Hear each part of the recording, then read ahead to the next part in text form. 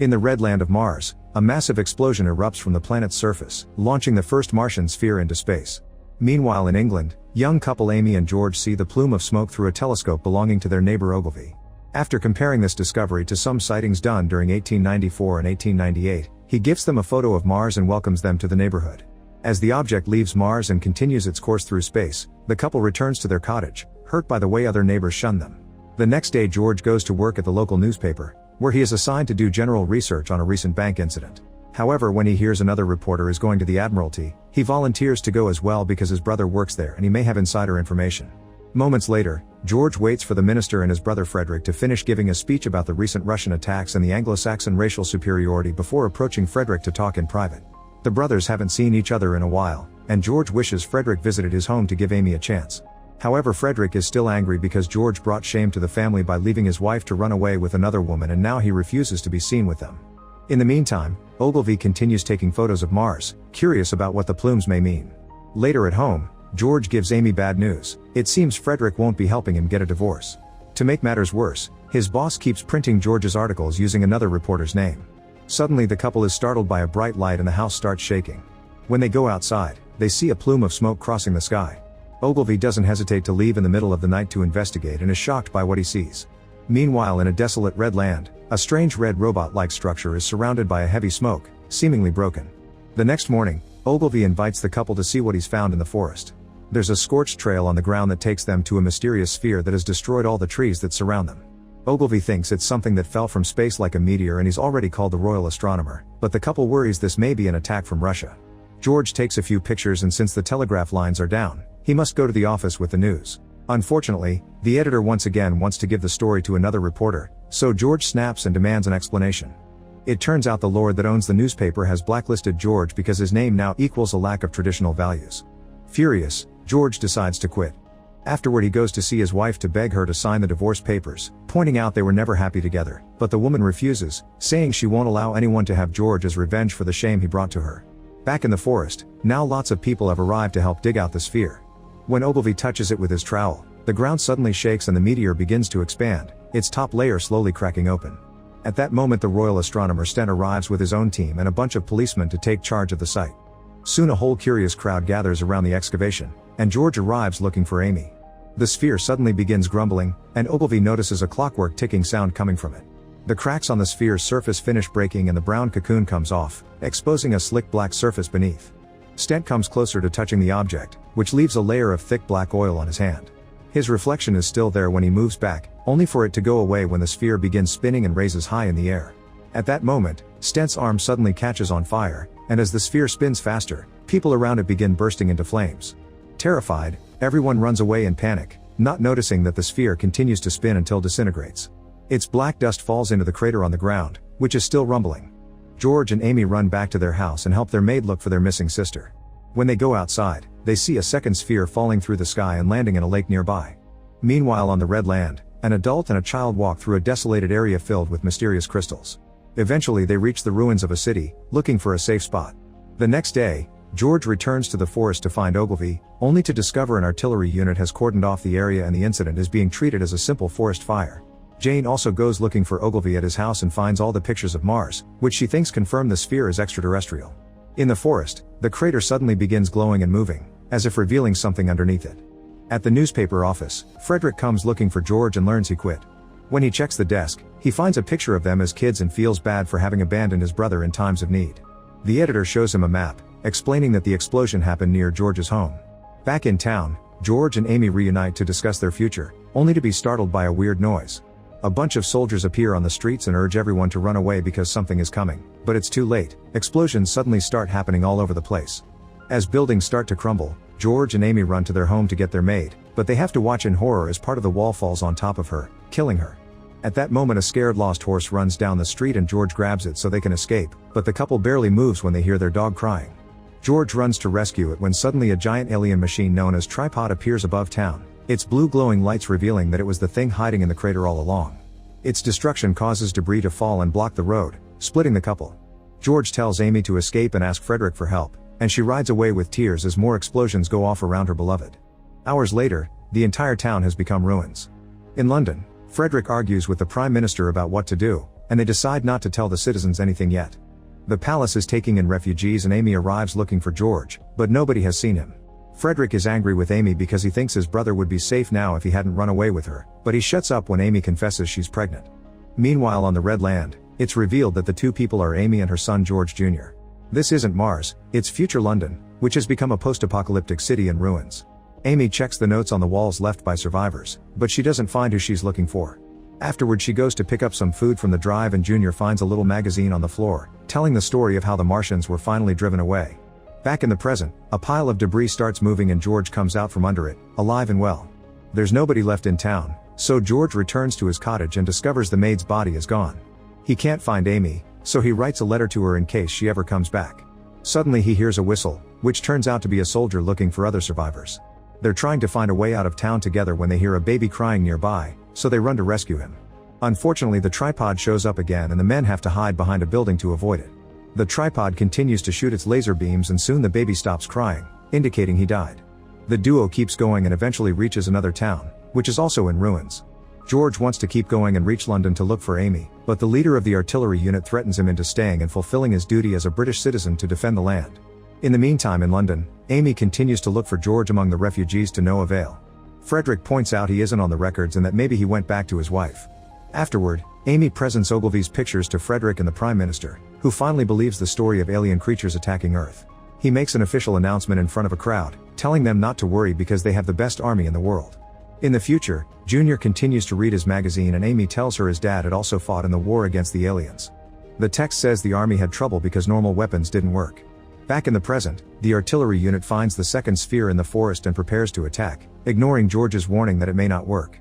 As the sphere begins spinning and floating, they bombard the sphere with cannons and gunfire until it explodes in black dust. However, when they come closer, they find a piece of black metal revealing the sphere had only been a shell. At that moment a tripod appears and ignores the general's attempt to parley, opening fire and eviscerating all the soldiers. George manages to run away, only stopping once to look back and discover more tripods have arrived. Around the planet Earth, thousands of spheres keep on falling. In the future, Amy is helping feed a group of refugees and steals a can of beans for herself. One of the men notices this and grabs her hands, announcing she'll pay with her body. Later at home, Amy opens the can and discovers her sacrifice had been for rotten food. Back to the present, a black smoke finally hits London, announcing the arrival of the tripods. People begin running away in panic as buildings get destroyed and the tripods expel more of that black smoke, which begins covering the whole area and leaves it in darkness. Amy, Frederick, and the Prime Minister run inside a tunnel and lock the door behind them. However, the minister suddenly stops moving and a dark liquid comes out of his mouth. It turns out the smoke is poison gas, and it's sneaking inside the tunnel through the vents. With the minister dead, Frederick and Amy continue to run through the tunnel until they come out on the bridge, where dozens of people are trying to leave. Outside the city, George makes it to the road and is devastated to watch how London is also falling. Some survivors that are getting away share their water with George, and Mrs. Elphinstone points out that people must be running to the beach, so George should look for Amy there. In the future, Amy receives a visit from a priest, who reminds him she's the only one with a living child and what a miracle that is. He also reveals a survivor has shown up at church asking for her, which confuses her because she thought all her loved ones were dead. After the priest leaves, Amy grabs George's letter to reread it. Back in the present, George helps a sick couple go down the road and together they reach the beach, where thousands of people are trying to escape on emergency boats. As everyone fights to get a spot, Frederick asks a soldier for an update and learns all government buildings have been destroyed. The army can't do anything because none of their weapons can damage the tripods.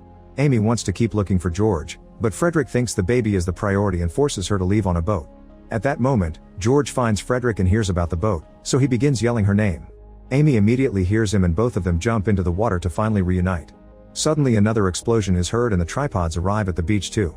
Many of the boats are hit by the beams and sink, but George and Amy manage to rescue a little girl called Lillian before running back to the shore, where they watch how one of the tripods is finally defeated and falls to the ground. The group reunites with Frederick and begins running away as more tripods keep attacking the area and abruptly fall on the sand when they're shot down. In the future, Amy waits for the person that asked for her, who turns out to be Ogilvy. He had disappeared because he had been sick, and then he joined the government to help develop new weapons. Eventually even government buildings ran out of food, so he decided to come back. When Ogilvy asks about George, Amy says she lost him during the war and never saw him again. Ogilvy explains people remember things incorrectly. It wasn't a great victory in a war, it was a seedling. His theory says the aliens used the black smoke to kill the planet and transform it into a new Mars. Considering how everything looks red, babies aren't born, and nothing grows on the ground except for those mysterious shards. Amy wonders if it truly had been the army who defeated the aliens, and points out many people had felt sick back then. Ogilvy immediately gathers some samples and begins doing some research on the matter while chatting with Amy. He explains he escaped by jumping into the river and asks Amy how she managed to escape too, but she says she doesn't remember. In the present, George's group together with Mrs. Elphinstone returns to town to hide inside a house while the sky is darkened by a thunderstorm. There's no water on the taps, but at least they can rest. Suddenly the buildings begin shaking and everyone runs to hide under the furniture as a tripod shoots its searching light through the window. It leaves after it finds nothing, then the adults make sure to close the doors, unaware that there's something dangerous running down the hall now. The next morning, the group wakes up to discover it's still dark even if it's 9 a.m. When they come outside, they discover the black smoke is smothering earth and hiding the sun. There's also a fallen tripod outside the house, and they don't understand what killed it since the army isn't in this area. George and Mrs. Elphinstone aren't feeling well, and George wonders if there was something in the water they drank. Amy and Frederick wander around the house looking for food, and when they hear a noise, they think it's just a broken door banging. However, the alien creature is following them in the darkness. When they make it upstairs, the noises get worse. Amy walks slowly to enter a room, only to get startled by a body by the window. Frederick comes to check on her and realizes the roofs have lots of refugee bodies on them, and only the aliens could have thrown them there. At that moment they hear the loud noise made by the tripods, so they run back to the kitchen to hide with George and Lillian under the tables. Mrs. Elphinstone is too weak to move and the light flashing through the window detects her presence. Soon a grotesque alien creature enters the room, stabs Mrs. Elphinstone with its claw, then uses a stinger to absorb her life force before dragging the body away. In the future, Amy worries about Junior because he's also sick and the hunger makes it worse. All around her, the bodies of sick people are carried away to be burnt while Ogilvy continues to watch Mars with his telescope. Amy wonders if it was this sickness that killed the aliens too and asks Ogilvy to take samples from sick people to create a serum. To convince him, she explains she does remember how she escaped, she just doesn't like thinking about it, then she tells him the story. Back in the present, George and Frederick argue about how they should proceed. Frederick thinks they should make bombs with lamp oil and fight back, but George thinks the alien invasion is a punishment Britain is getting for dominating the world. Both men soon lose their temper and Amy has to pull them apart, pointing out the right choices to leave. The group slowly makes their way to the door, where they see an alien walking down the street in a funny way, probably because of the sickness. Lillian realizes she dropped her toy and goes back to grab it, but at that moment an alien shows up and kills her quickly. The three remaining adults run away and Frederick confronts the other alien by throwing his makeshift bombs at it. However, the fire doesn't hurt it and the beast immediately kills Frederick. George and Amy run to hide in another building, and Amy notices a bunch of spots on George's skin indicating how bad the illness is getting. When Amy peeks outside, she sees an alien eating Frederick's body, and she realizes they only leave the tripods when they need to feed. It's eating the sick human flesh that is killing them. A few hours pass with no chance to leave because the creature is still outside, and George begins going mad. Not being able to deal with the voices in his head, he decides that since he's sick anyway, he'll sacrifice himself so Amy and the baby can escape. Amy tries slapping him to stop him, but he just kisses her goodbye before going outside. A devastated Amy has to watch how the love of her life is attacked and eaten by an alien, but she doesn't let his sacrifice go to waste and she runs away. She makes it out of town safely, and when she finds their old cottage, she comes inside to find the letter, which makes her cry. In the future, Amy and Ogilvy tell the priest about their theory, but the priest refuses to let them experiment on sick people. Having no other choice, Amy lets Ogilvy take blood from Junior, and he uses it to create a serum that he sprays all over the fields. A few days later, Ogilvy calls Amy over to show her it's working. The mysterious crystals are disintegrating under the power of the serum, so they talk to the priest to convince him to plant the last few seeds available. A few weeks later, Amy tells Junior about the old world and how wonderful it used to be. Once he falls asleep, she walks outside and notices a solitary shrub rising up from the ashes. The serum is truly working, meaning they'll be able to start rebuilding civilization soon. As the sun finally shines down on Earth again, Amy gets ready to welcome the new world. Make sure to subscribe and turn on notifications so you can watch more videos like this. Thanks for watching.